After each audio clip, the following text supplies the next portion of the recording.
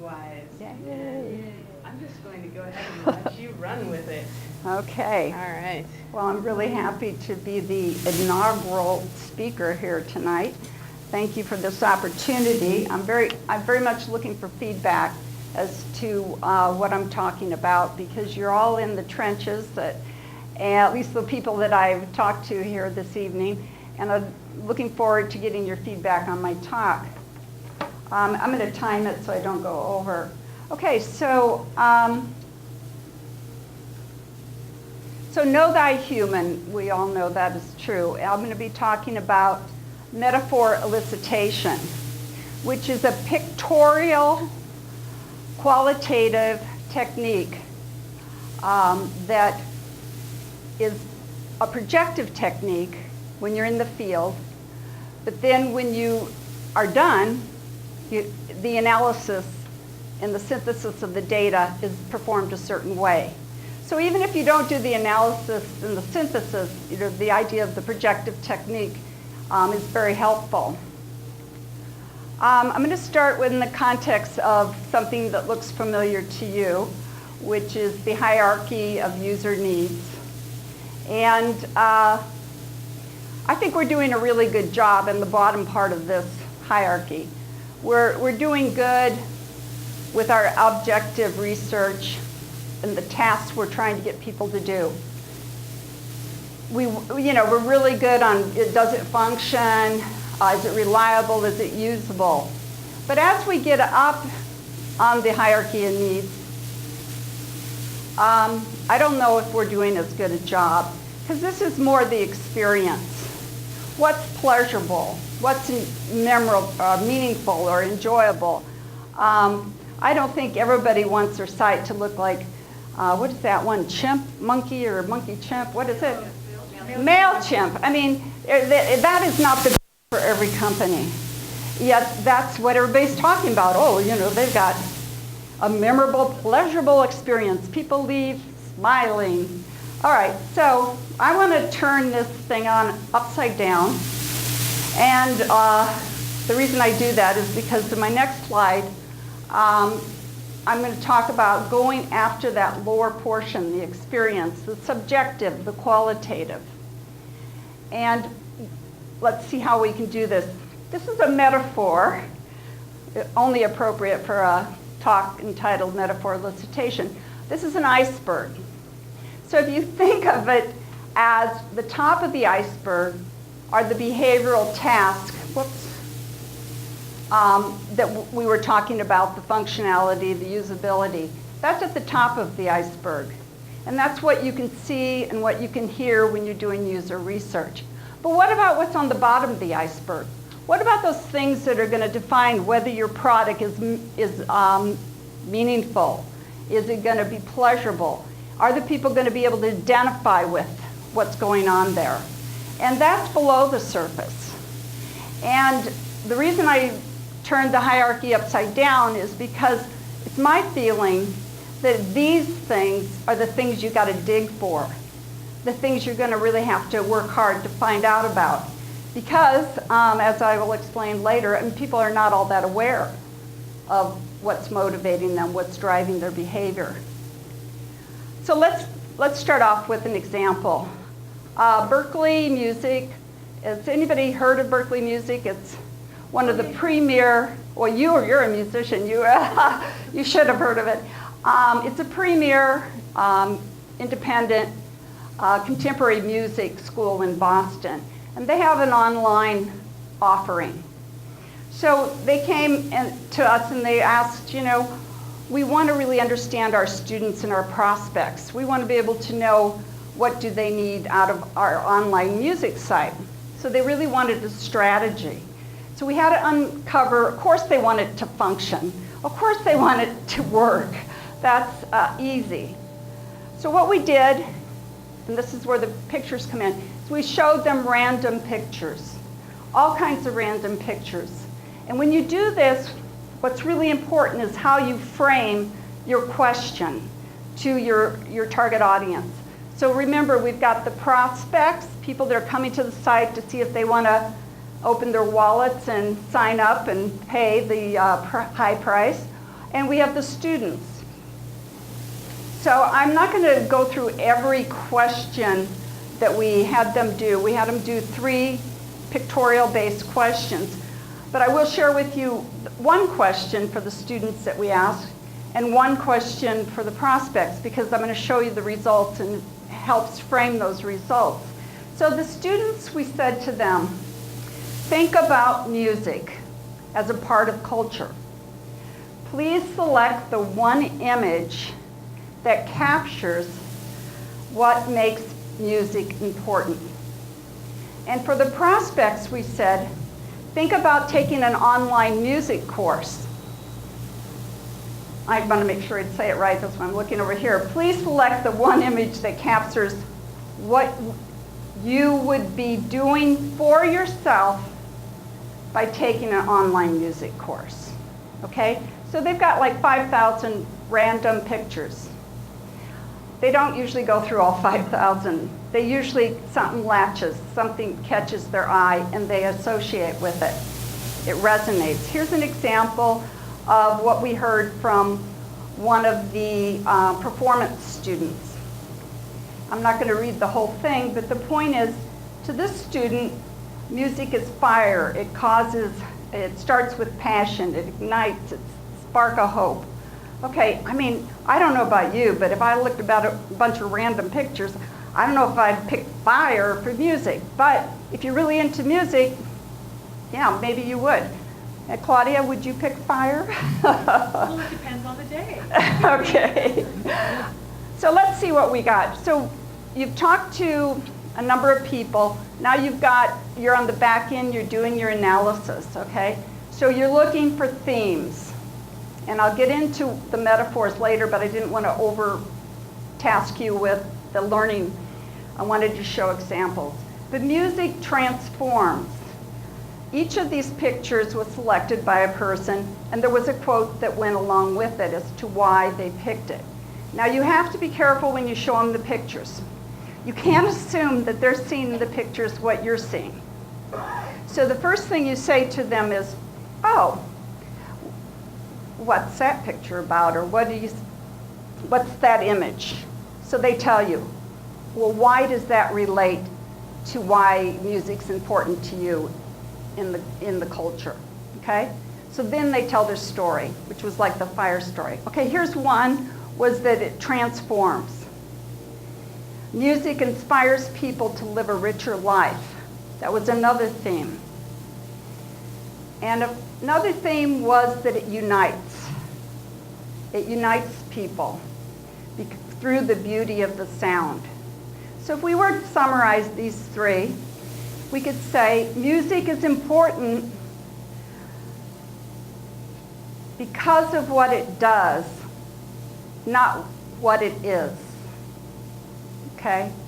So now I'm going to just give you a little idea of kind of like how the synthesis and the analysis works.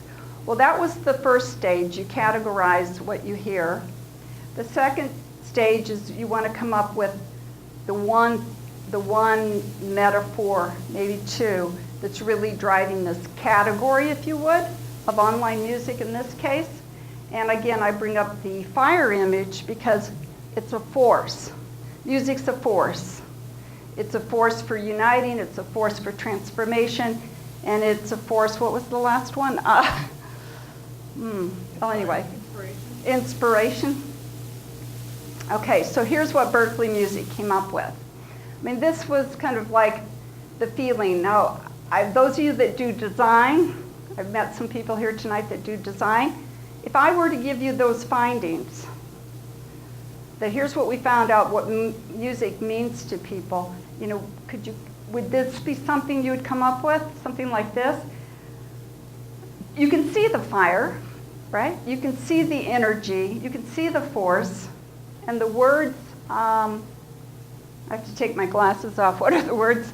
Help create a laboratory for musical discovery and artistry. This one, I think, is more matching up with the summary that I provided, but it's the power of music. Okay, now, I don't think they would have got this from a usability study. They wouldn't have got this from a functionality study. But I tell you, when the kids, I call them kids because of my age, but when they got to the site, they know that the Berkeley music's for them. They're not consciously thinking that. I mean, I could interview people and show them a site and say, well, what do you think? And would I get that out of them? Would they say, oh, I really feel like Berkeley's my home because that's how I feel about music. It's a force. They don't know that. That's going on down deep. So how are we going to get down there, right? That's the kind of stuff we need to get to. And here's just another image using some of the findings about that it unites. And so they use a little imagery there. Okay, so now I'm going to switch over to kind of the educational part, just to give you some more idea and food for thought as, to think about and why metaphor elicitation works in this case and other projective techniques. We can, I can come back and speak another time and after a year of successful meetups with speakers. So 95% of decision making is unconscious, according to the behavioral scientists. I see some people nodding, okay. Well, it's unconscious, it's automatic, it's associative, and it's metaphorical. Okay? So 5% then is effortful, meaningful activity. For those of you that haven't read, for some of you I'm sure have, Daniel Kahneman's book, published in 2011, Thinking Fast and Thinking Slow. This is kind of where it's come from. This is one of the best books. He's the father of behavioral economics. He's also a Nobel Prize winner.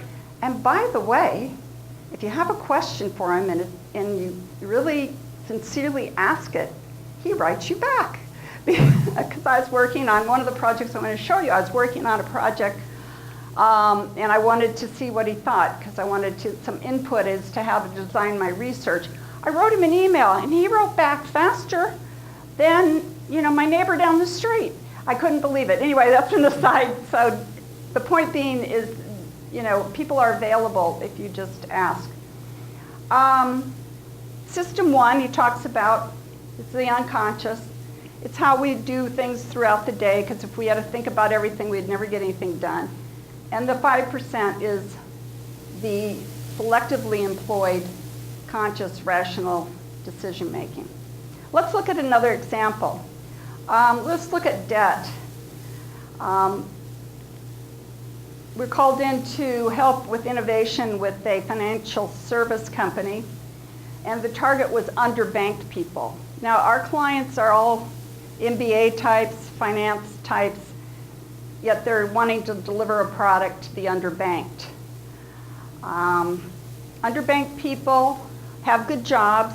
They deliver the mail. They clean the toilets at the airport. They work as administrative assistants at the college.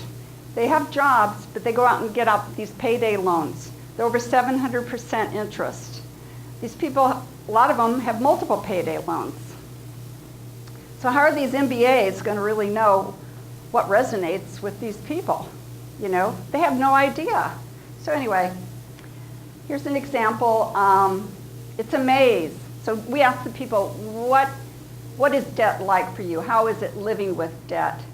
And these are some of the pictures we got. See how I'm doing on time? I'm doing good. Okay. This really blew me away. Paper clips, really?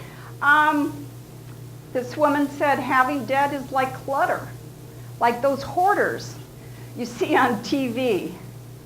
I can't breathe with debt. It clutters my life and it's overwhelming. Now, this next one really blew me away. A factory? What did that have to do with debt? This woman worked at Target.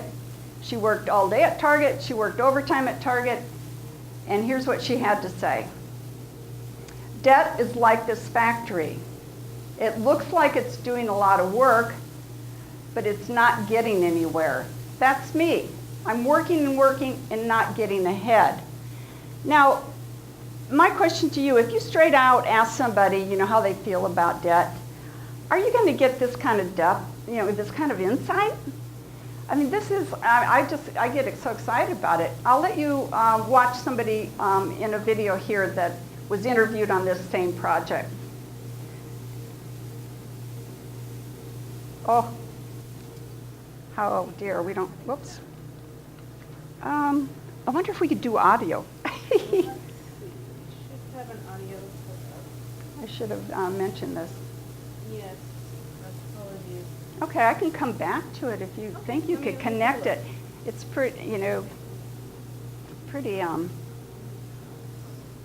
audio. Try this, although the cable isn't very long. okay. Stick it over there. Okay. Okay, I should have. Give that a go. Okay.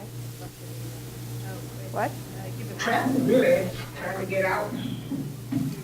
To me, nobody wants to be pushed. Nobody wants to be, what's the word I want to use? Bogged down. If you get out in front, that means I'm ahead, so I'm not cluttered into this position. I'm free, I'm ahead, so I can go forward and do whatever. Everybody wants to be ahead. Be free. Really, nobody wants to feel like that they just all come. Everybody wants to be free. If you're free, then you have no death, then you just calm. You have nothing really to really bog you down, or you're free to just do whatever you feel like you want to do. With that, you're like, oh, I got to pay there. So. Okay, so I don't know if you saw the image that she picked. She picked race cars. I mean, this woman must have been in her, late 60s or 70s, and she picked race cars. What does that have to do with debt? But the idea of being, so in the pack and being way behind. So when I talk about metaphor, thank you. When I talk about metaphor elicitation, I'm not talking about metaphor as your English teacher talked about metaphor. I'm using kind of a simple definition that not A equals B, X equals Y. One thing means something else. Here are some typical metaphors that we use in our lives. And according to James Gary, who's a Harvard professor, he wrote a book called The Secret Life of Metaphors. He said we use metaphors 5 to 6 times in a minute when we're in daily conversation. Now, I've never really tried to measure that, but it's something to think about. Again, his book is called The Secret Life of Metaphors and How It Shapes the Way We See the World, which is what I want to get into now so that you understand the analysis end of this process. By the way, I should mention that metaphor elicitation was a patented process. Odd, isn't it? A qualitative patented process by Professor Zaltman out of Harvard. The patent has expired. I was doing it before the patent expired, but anyway. And the reason it got a patent is because it's based on science. And I like that, that it's based on scientific findings. So when they started out with metaphors, it was in the linguistic department, actually over at UC Berkeley.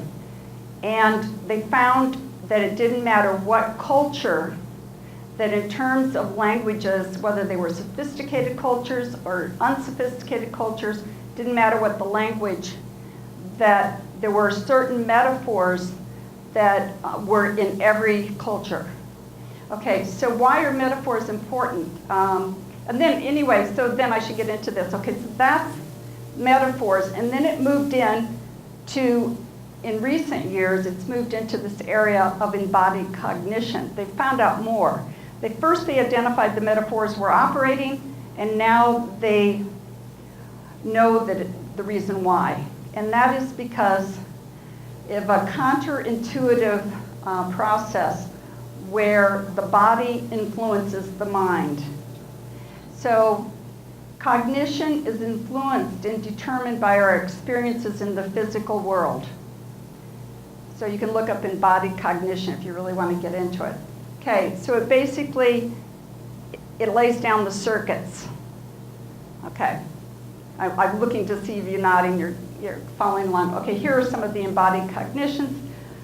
I don't want to take too much time. We're on to 19 minutes here. Connection, balance, and orientation. I'll talk about those three. But this would be like if you're doing your analysis, this would be your crib sheet. Okay? So, connection. You learn connection as a baby. It involves feelings. It involves belonging and acceptance. And it's based on our social interactions. But it extends to relationships with places, brands, objects, etc. So for instance, when you're a baby, you learn connection means love. You learn warmth is associated with connection. So what are some metaphors that would fall in this category? She gave me a cold shoulder. Let me see. You might say something is, whoops.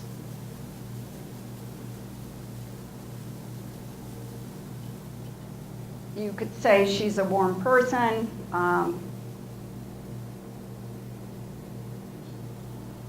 Okay, how about this one? Balance. You're a baby. You're learning to walk. You're learning balance. This becomes a core underlying metaphor on how you're going to view the world. There's 4 types of balance. There's social balance, there's moral balance, there's physical balance, and there's emotional balance.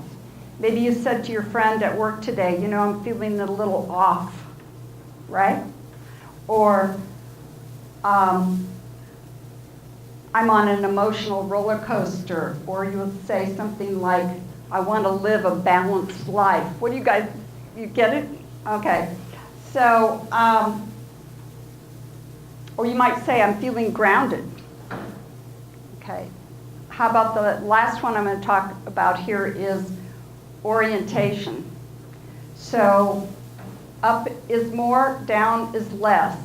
Up is happy, down is sad. You think it's smiling up, frowning's down. Healthy is up, sickness is down. You might say, I fell into a depression. It's over my head. You know, it's out of my peripheral view. I don't even see it. Okay, so those are 3 of the 3 different, I'm going to skip over. I have another example of a study we did with genes, but I'm going to wrap it up just to summarize it here so we have time to hear from the other speakers. Just to where we started off, you know, the idea of the hierarchy. We turned it upside down, and then we dug deep to try to find out what's going on with these people. So if there's time for questions, we will take them. And where did I lose you? I'd love to know. How do you decide which pictures to show people for the metaphor? You show them lots, and you show them random. So if you were to do it digitally, you would just have it, you know, randomly come up digitally. If you were doing it physically, you would, you know, shuffle the cards and have a picture on every card. The whole idea is you just want to have random. And it's, you know, if you remember Psychology 101, the ink blot test, what do you see in the ink blot? So this is where it comes from. So people project into the picture. As much variety as you can find is the best. What other sorts of techniques do you like to use when you're doing this kind of research? Oh, well, that would be another speaker engagement. I have a lot. What about like your other 2 favorites? Well, I don't know if I can think on my feet. I don't want to waste time having my brain go into operation here. I'll get back to you tonight. You know, find me later when I'm not on the spot. I'll come up with some. Okay, thank you. Okay. It sounds like the core for using this method is really what they say and then categorizing what they say. Is that kind of, if you were giving advice for how to actually implement this, is that really the key? Okay, and just remember to ask them what they see in the picture. and why that relates to the question you ask. I would encourage you that the people that are researchers in here and you really want to use this, you really have to frame your question to meet your objective. And I'm sure you're all capable of doing that if you're a researcher, but think hard about your question, be creative about your question, and don't help them, as you probably know. It's always great talking to researchers because they get it. Yeah. Yeah, true. Yeah, I'm just curious. I'm curious of what you think of this method versus sort of the common marketing mood board method, where you're taking either a group of people or I've been in companies before that have just let the entire company, because it was an internal project, take and sort of create collaborative collages. I'm wondering what your thoughts are on the different benefits. Mm-hmm. I have pretty strong opinion of when I want to get deep, I want one person at a time. And so that's one thing. The other thing is the mood boards could be created off of this data, right? Because the data is based on good field work, I'd like to think. And then, you know, I hope that the people in your company that are making the mood boards are the people they're designing for. Yeah. Because you have to really, you want to resonate. You want people to come to your site and not know why, but they like it, you know?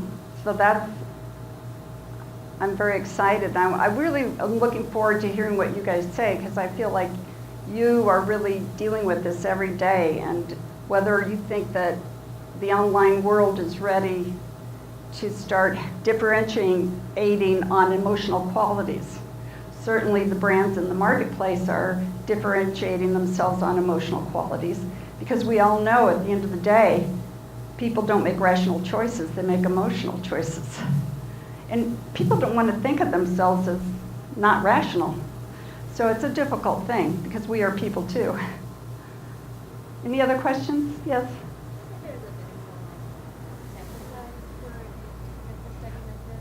Okay, well now, each segment you want to be able to analyze, right? So I'll tell you what I like. I like to shoot for 15, because I'm always selling research, so I'm selling into a client basically. So I say 15. The reason I do that, it's kind of an insurance policy for me, because maybe 3 of those 15 are going to be duds, you know, basically. And I want 12, yeah, within one story, at least 12. And you can do this quantitatively too. You could do this online with a whole bunch of images as long as you can rotate them. So you could have a larger sample size. You do the same kind of qualitative analysis on the back end of a quantitative sample, but you've got to go through it all. It's very powerful. So you mentioned that it's important to have the pictures show up randomly, but do you need to have the same set of pictures presented to each person, or is it as long as you have a wide variety of pictures that each person sees? So the question is, do they need to be the same pictures for everybody? And no, you know, wide variety. Because again, it's the ink blot. It's what people project into it. I will say that there's a company called Forbes Research, charges over $200,000 for a study with like one question. I asked him, I said, well, you know, I saw him at a conference, oh, how much are these studies? And what they've done is they've taken a set of pictures, they've quantitatively, statistically defined what each picture represents. So they, you know, have the whole sample, so they know that picture means this. So then they provide their clients with an analysis. Oh, they picked that picture, that. So this is another way of doing that for not $200,000.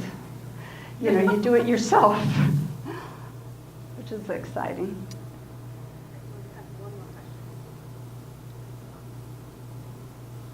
How about you in the back there? No? I think that I'm around afterwards if you want to chat. Thank you for being such an attentive audience. I appreciate it.